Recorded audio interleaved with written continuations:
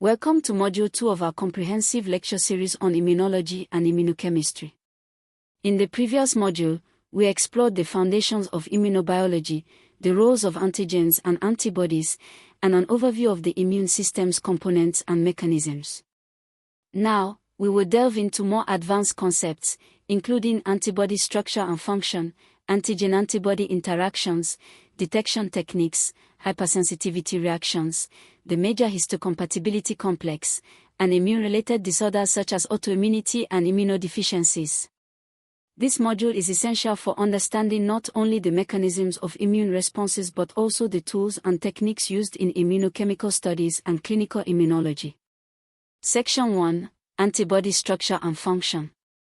Antibodies, or immunoglobulins, are Y-shaped glycoproteins produced by B cells in response to specific antigens.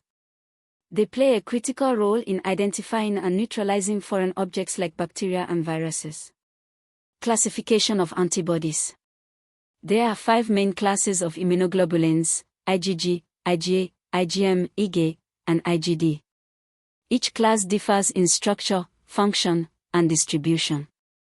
IgG is the most abundant in circulation and provides long-term immunity after infection or vaccination. IgA is found in mucosal areas such as the gastrointestinal and respiratory tracts. IgM is the first antibody produced during an immune response. IgA is involved in allergic reactions. IgD is primarily found on the surface of immature B cells. Polyspecific and monoclonal antibodies. Polyspecific antibodies recognize multiple antigens, which is useful in early immune responses. Monoclonal antibodies, by contrast, are identical and specific to a single antigen. These are important in diagnostic tests and therapies due to their specificity. Section 2: Lymphocyte isolation and function. Lymphocytes include B cells, T cells, and natural killer cells. Their roles vary but are collectively essential to adaptive and innate immunity. B cells are responsible for producing antibodies. T helper cells assist in activating B cells and other immune cells. Cytotoxic T cells kill infected or cancerous cells. Natural killer cells target virus-infected and tumor cells. Isolation techniques. Lymphocytes can be isolated from blood using density gradient centrifugation, magnetic bead separation, or flow cytometry. These techniques are vital in immunological research and diagnostics. Section 3: Antigen-antibody interactions. The interaction between an antigen and its specific antibody is a fundamental concept in immunochemistry. Characteristics. These interactions are non-covalent, involving hydrogen bonds, ionic bonds, and van der Waals forces. Specificity and affinity are key properties of these interactions. Precipitation and lattice theory. When soluble antigens and antibodies react in optimal proportions, they form insoluble complexes that precipitate. The lattice theory explains how these complexes form a lattice-like structure at the zone of equivalence. Agglutination and hemagglutination. Agglutination refers to the clumping of particles, while hemagglutination involves red blood cells. These reactions are the basis for blood typing and many diagnostic tests. Section 4: Detection of antigen-antibody reactions. Several techniques are used to detect and quantify antigen-antibody interactions. Immunodiffusion. This method involves the diffusion of antigens and antibodies in a gel, forming a line of precipitation where they meet in optimal proportions. Immunoelectrophoresis. A combination of electrophoresis and immunodiffusion, this technique separates antigens by electric charge and detects them using specific antibodies. Fluorescence quenching. This involves labeling antibodies or antigens with fluorescent tags. When the antigen binds, fluorescence is quenched or altered, indicating a reaction. Radioimmunoassay. This sensitive method uses radioactively labeled antigens or antibodies to measure minute concentrations of substances. ELISA. The enzyme-linked immunosorbent assay uses enzymes attached to antibodies to produce a measurable color change upon binding to an antigen. It is widely used in diagnostics, including for HIV and COVID-19. Fluorescent antibody techniques. These involve tagging antibodies with fluorescent dyes, allowing visualization under a fluorescence microscope. Direct and indirect methods are used depending on the application. Section 5. Hypersensitivity and allergy. Hypersensitivity is an exaggerated immune response to a harmless antigen, leading to tissue damage. There are 4 types. Type 1. Immediate hypersensitivity, e.g., hay fever, asthma. Type 2. Cytotoxic reactions, e.g., hemolytic anemia. Type 3. Immune complex mediated, e.g., lupus. Type 4. Delayed type hypersensitivity, e.g., contact dermatitis. Allergy is a type of hypersensitivity reaction. Common allergens include pollen, dust, and food proteins. Symptoms range from mild irritation to life-threatening anaphylaxis. Section 6. Major Histocompatibility Complex, MHC. The MHC is a group of genes coding for proteins on the surface of cells that help the immune system recognize foreign substances. MHC classes.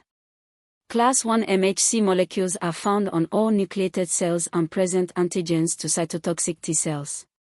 Class 2 MHC molecules are found on antigen-presenting cells like dendritic cells and present antigens to helper T cells. MHC restriction.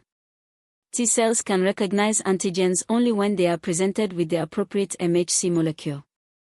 This restriction ensures that the immune system targets the correct cells. Cytokines. Cytokines are signaling proteins released by cells that regulate immunity, inflammation, and hematopoiesis. Examples include interleukins, interferons, and tumor necrosis factors. Section 7. The complement system. The complement system consists of plasma proteins that enhance the immune response. When activated, they promote inflammation, attract phagocytes, facilitate cell lysis. There are 3 activation pathways: classical, alternative, and lectin. Each leads to the formation of a membrane attack complex that can destroy pathogens. Section 8. Immunologic tolerance, autoimmunity, and immunodeficiency. Immunologic tolerance. This is the immune system's ability to recognize self-antigens and not attack the body's own tissues. Failure of tolerance leads to autoimmune diseases. Autoimmunity.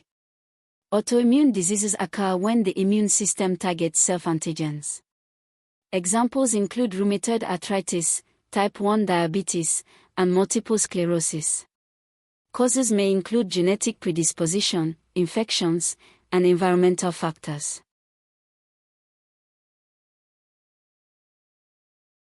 The role of nanoparticles in oil spill management. Recent advancements in nanotechnology have opened new frontiers in environmental protection, especially in carbon oil spills. Nanoparticles possess unique physical and chemical properties that make them ideal for environmental remediation. 1. Absorption and degradation. Certain nanoparticles can absorb and break down hydrocarbons, making cleanup more effective. 2. Surface modification. Nanoparticles can be engineered to interact specifically with oil, enabling more precise targeting of contaminants. 3. Oil-water separation. Magnetic nanoparticles can be used to separate oil from water, allowing for easier recovery and treatment. 4. Soil and water remediation. Nanomaterials can be applied to contaminated sites to bind and neutralize pollutants, restoring environmental quality. Despite their promise, the application of nanoparticles must be carefully monitored to avoid unintended ecological effects. Ongoing research is essential to maximize benefits while minimizing risks. Environmental parameters in health and safety. Monitoring environmental parameters is a key component of HSE. These parameters include 1. Physicochemical parameters. These include temperature, pH, dissolved oxygen, chemical oxygen demand, COD, biological oxygen demand, BOD, and turbidity. Monitoring this helps assess the quality of water and air in and around project sites. 2. Human interest parameters. These refer to noise levels, odor, visual aesthetics, and accessibility of resources. They reflect the perception and experience of individuals affected by industrial activities. 3. Ecological parameters. These involve the study of flora and fauna, biodiversity indices, and habitat quality.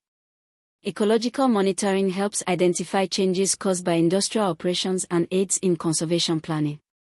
Regular assessment of these parameters enables the identification of risks, implementation of control measures, and continuous improvement in environmental performance. Environmental Impact Assessment, EIA definitions and objectives. An environmental impact assessment, EIA, is a systematic process used to evaluate the potential environmental effects of a proposed project before it begins. The main objectives are to identify, predict, and evaluate the potential environmental impacts, to propose measures to prevent, reduce, or mitigate adverse effects, to provide decision-makers with relevant information to approve or modify projects. EIAs are crucial in balancing development needs with environmental sustainability. They ensure that the long-term impacts of projects are considered and addressed proactively. EIA Directive and projects requiring EIA. The EIA Directive, adopted in various jurisdictions, provides a legal framework for conducting environmental assessments. It outlines types of projects requiring EIA. These include oil and gas exploration, dam construction, mining, industrial facilities, and large-scale agriculture. Stages of EIA: screening, scoping, impact analysis, mitigation planning, reporting, and review. Each step is important in ensuring that environmental concerns are integrated into project planning and decision-making. Evolution of EIA. EIA practices have evolved significantly over the decades. Initial focus: early EIAs concentrated mainly on biophysical impacts. Broadening scope, they now include social, economic, health, and cultural dimensions. Increased public participation, communities and stakeholders now play a more prominent role in the EIA process. Integration with sustainability goals, modern EIAs consider long-term sustainability, climate change, and ecosystem services. This evolution has enhanced the relevance and effectiveness of EIAs in promoting responsible development. Types of EIA and core values. EIAs can take different forms depending on the nature of the project.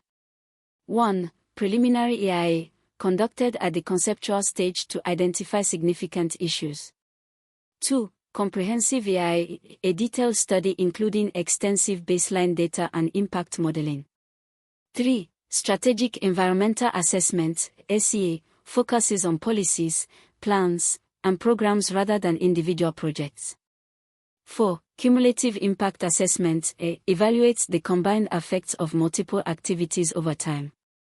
Core values guiding EIAs include transparency, scientific integrity, public involvement, and a commitment to sustainable outcomes. EIA process in Nigeria.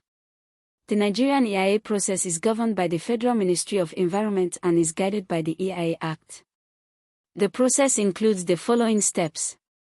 1. Screening, determining whether a project requires an EIA.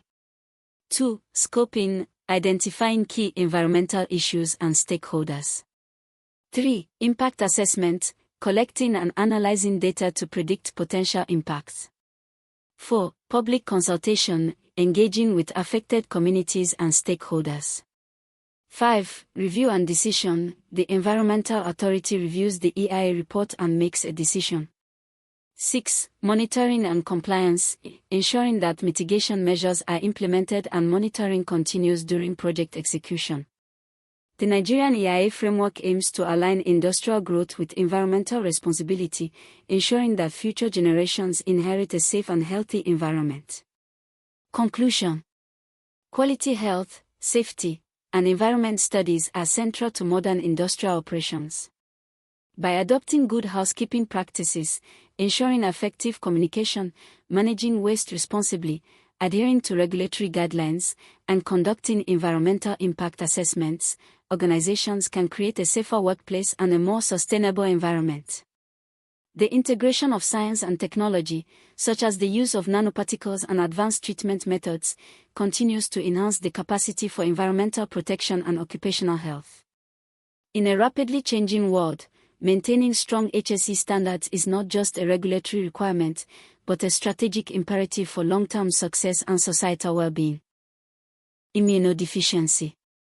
This refers to the inability of the immune system to mount an adequate response. It can be primary, genetic disorders like severe combined immunodeficiency, SCID. Secondary, acquired conditions like HIV, AIDS or chemotherapy-induced suppression. Section 9, Transplantation and Immunology of Parasitic Diseases. Transplantation immunology. Transplants often trigger immune responses due to MHC mismatches. Rejection can be hyperacute, minutes to hours. Acute, days to weeks. Chronic, months to years. Immunosuppressive drugs are used to reduce the risk of rejection. Immunology of parasitic diseases. Parasitic infections trigger complex immune responses. Parasites often evade detection by changing surface antigens or suppressing immune function. Understanding these mechanisms is crucial for vaccine development and treatment strategies. Conclusion. This module has provided a comprehensive overview of advanced topics in immunology and immunochemistry, building upon the foundational principles discussed in Module 1. We have explored how antibodies function and interact with antigens, the laboratory techniques for studying these interactions, the nature of immune hypersensitivity, and disorders like autoimmunity and immunodeficiency. We also touched on the complexities of transplantation and parasitic disease immunology. A solid grasp of these concepts is essential for students, researchers, and healthcare professionals alike. Immunology is a dynamic and ever-evolving field, and staying informed about its principles and applications is crucial for tackling present and future challenges in health and medicine. Thank you for listening to this lecture. We hope it has enriched your understanding and appreciation of the intricate workings of the immune system.